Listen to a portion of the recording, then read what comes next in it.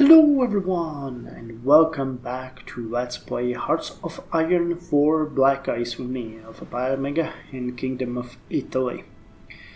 So, unfortunately, with a heavy heart, I'm gonna say that this is the last episode in this playthrough. I wasn't able to record more due to the patch that Paradox has let out, and that has definitely broken the save game. I've tried numerous things to deal with it, but even though I reverted to the previous version, the save files, even though they seem to not be corrupted, are somehow corrupted. You can see it in basically two places that I investigated, and that's here. The limit of our special forces is completely bonkers. It makes absolutely no sense. Okay, three places then. Something happened with our military factories. We just immediately lost certain amount of production, and there is something really wrong with our stockpiles of units. Now, I tried my best in making it work, but once I investigated, you can see that there is some equipment hidden behind it, but it actually never loads. It never, goes out to the units, and I think that something fundamentally broke within the game in works with this, with the save file.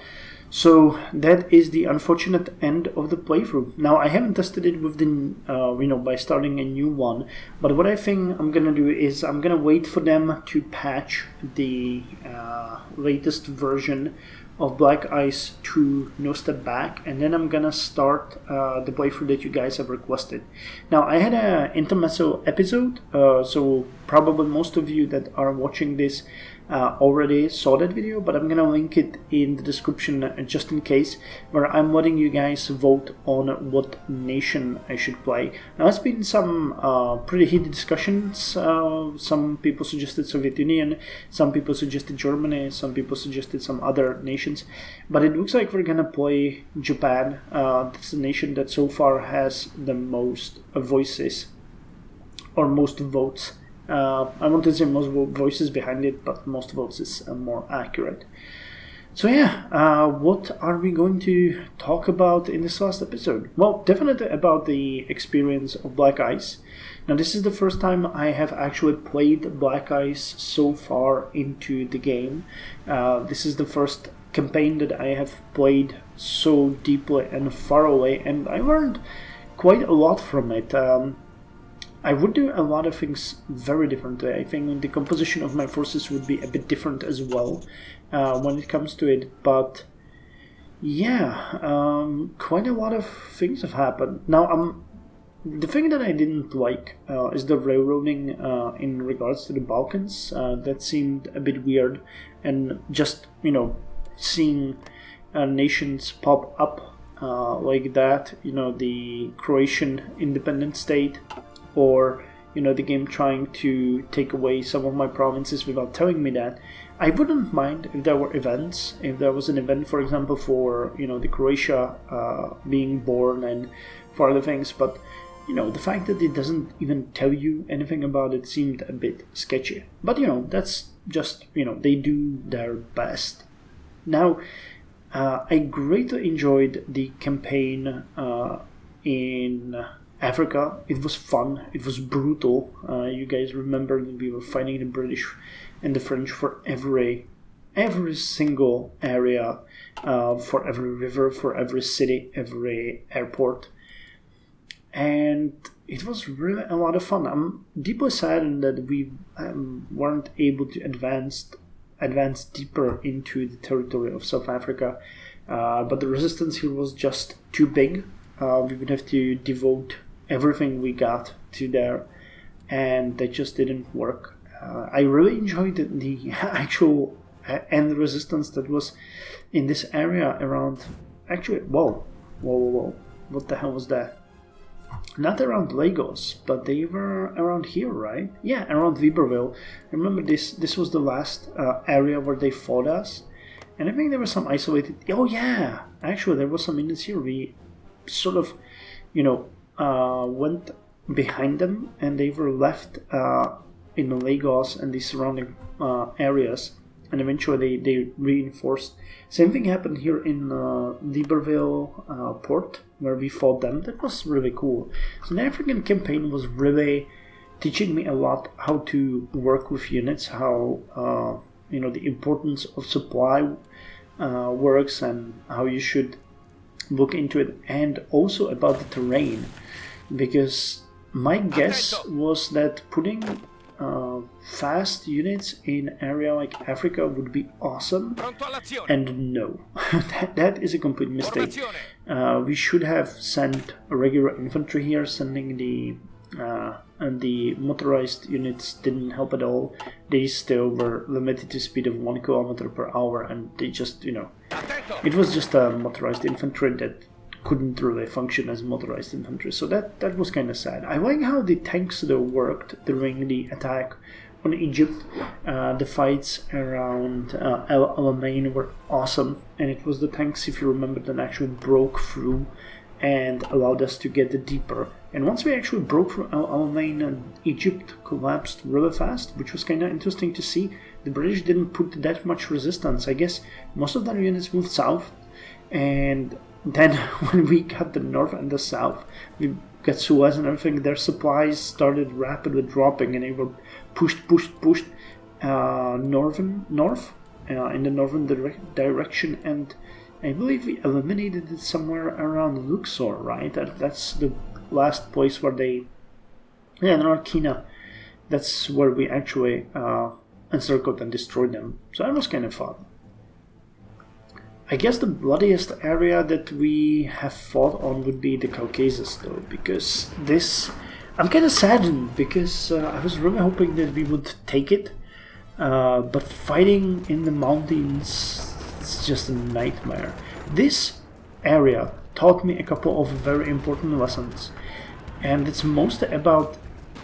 Actually, quite honest, this is the first place where I really deeply started understanding how soft attack and breakthrough and defense and hard attack works compared to each other, and how these things are effective. And I also started to notice that the bonuses are not negligible. The fact that our mountains have a huge bonus attack and defense in the mountains really played a huge role here. So having less units here, but having them more specialized, especially when it comes to combat engineers and the mountain supply support companies, would be good. This is where the templates actually come more into play. Now, we haven't investigated it that much as far as army experience and our army composition goes, but it would have been very easy to just go and straight ahead and do something like this.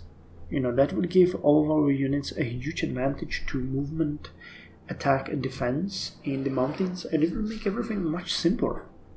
So for the next playthrough, I'll probably focus more on the templates and their usage in various scenarios, because I kind of think that's the way to go. Now, don't get me wrong, I had a huge fun in this area. The fact that they managed to push us all the way back to Tabriz, and then we pushed it all the way back to where we are now, actually threatening to take Tbilisi and cross, across the river towards, Grozny and all of these provinces, and then we actually got this close to take Stalin's birth city of Gori is just amazing. So this is what this front has taught me most of all. I really like that. So yeah, that was really useful. The supply situation here also was kind of terrible, but it was never as terrible as it was in this area. Now, the fact that this entire area is just one huge empty supply sink is just awful, and we have been really struggling here. You can see the differences on one side and on this side, that's just unbelievable. I also am a bit saddened that it took me so long to understand the advantage of the mechanized infantry towards the regular one, because if you compare these side to side, you can see that I think this is exactly the same. No, actually, okay, you're much bigger. You got that combatant with 23, and you're combined with a 17.5. Okay, but even if we, granted that, and let's look at this infantry. Wait, it's a brigade. Let's put just this regular infantry here. So you can see here that the attack is measly 84, while our mechanized infantry has what? What was that? 170? Yeah, 167. Breakthrough of 102 and defense of 249. Now, it's not bad, the defense of some of our units was... Wow, actually your defense is very low. Really? Damn, okay. I miscalculated that. The defense... This unit is just so much better.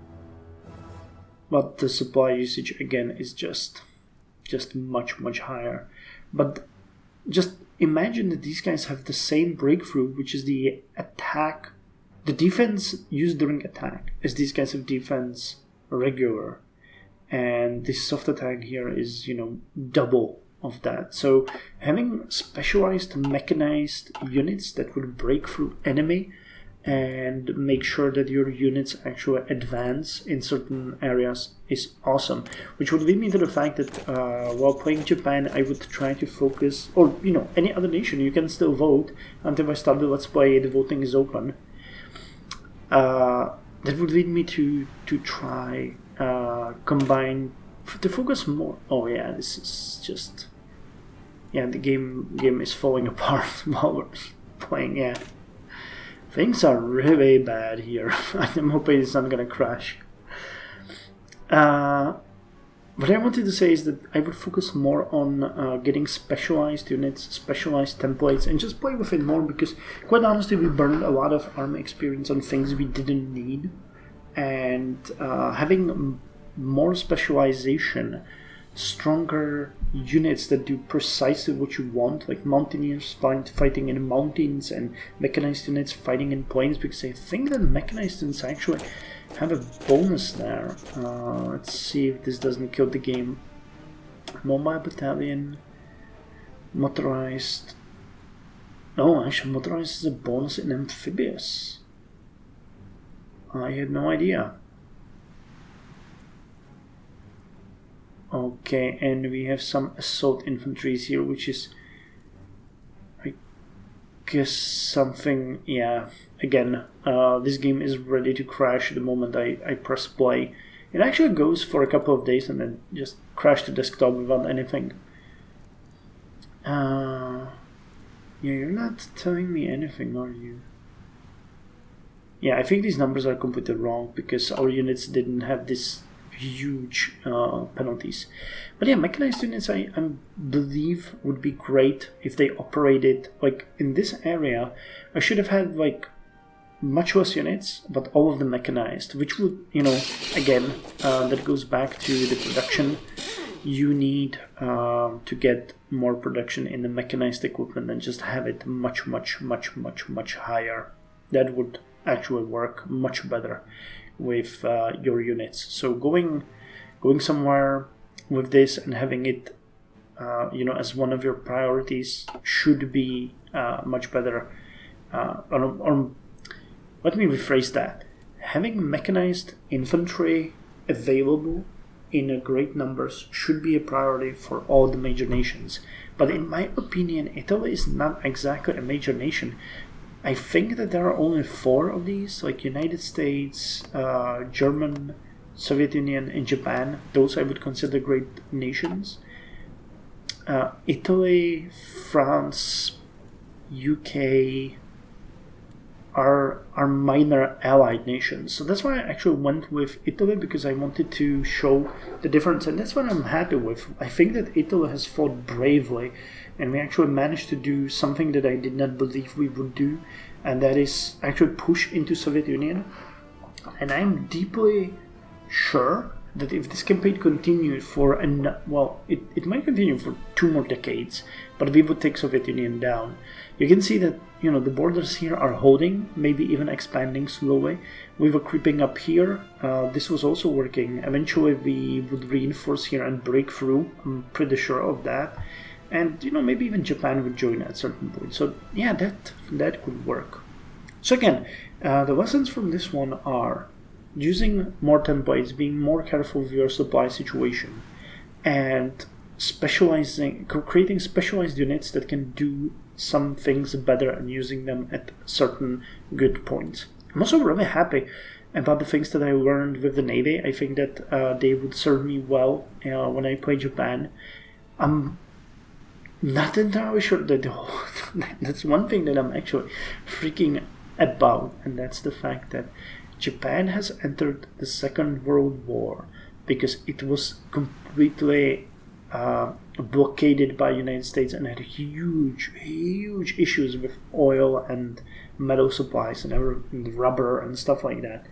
And we saw the impact of that in Italy. The fact that now we have a huge amount of resources is fine, but this will not happen. I'm not sure, if can we see even that? I don't know if that's not gonna kill us here, but where's the resource map? I mean, there's some rubber in the Philippines. There's some oil and rubber in here. A bit of rubber over there. So this is all Japanese? Yeah, okay. So they get some more rubber. Wow, a lot of rubber here. And a lot of oil. So this area will be 174 rubber. And some oil in Indonesia. No, it's actually Indochina. Sorry, in French Indochina. I'm not sure about China itself. They have a bit in the north. And these islands are just... Yeah, okay, so... Papua New Guinea has also some, 20. So you can extract oil in this area, but I guess you would have to trade a lot with China. China doesn't have any, that's the thing. India won't trade with you anyway, so that it's going to be a big challenge. I think that's where the refineries will come, up. But this is what you guys don't seem to understand, and that's why I never really invested heavily in that, because synthetic refinery gives you 48 fuel gain. So okay, we would get 80 here with all of the technology that we got. 80 for 15,000 construction cost, which is double of a single civilian factory and double of military factory. So in the time I can build these, I can get 80 oil per day, and right now we are using 11,000. So I would need 70 of those. That's just, I don't know. That's why I think these refineries really work only for the big nations like German Reich and Soviet Union and Japan, because that's where you have the extra possibility of spending that.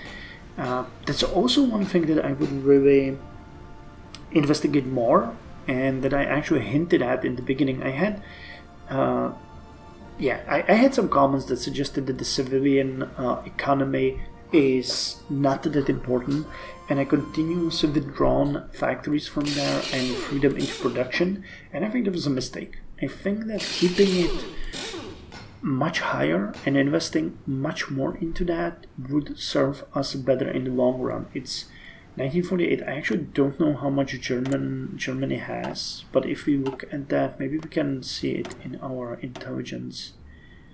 Yeah, they got 215 civilian factories and 271 military factories. So 215 civilian would probably give them 4, 5, maybe 6 full production lines, and then you can build the refineries. Then you can build the rubber factories, synthetic rubber refineries, and you can build steel mills and everything, while also chugging out more military factories all the time.